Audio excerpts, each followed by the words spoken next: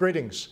My name is David Schmitt. I hold the Greg H. Bennett Chair in Homiletics and Literature at Concordia Seminary, St. Louis, and I would like to welcome you to this module on preaching.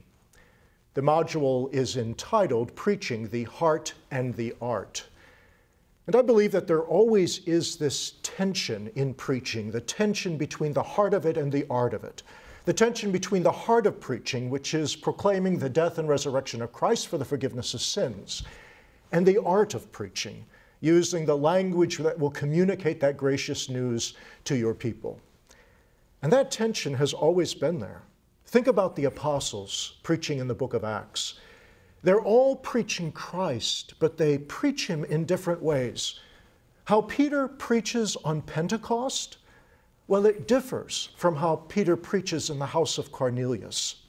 How Paul preaches in Pisidian Antioch, well, that differs from how Paul preaches on Mars Hill.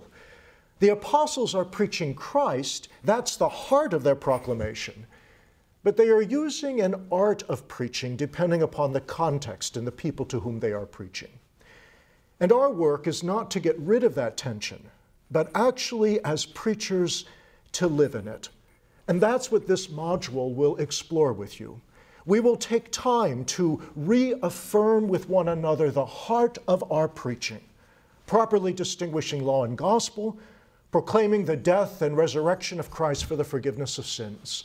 But we will also take time to explore the art of preaching, to look over the years at homiletics and the many different styles and ways in which Christ has been proclaimed.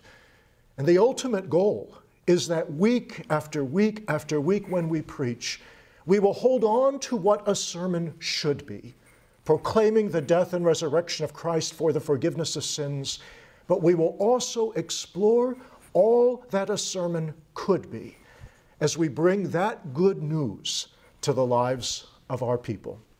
Thank you, and may God bless your work with this module.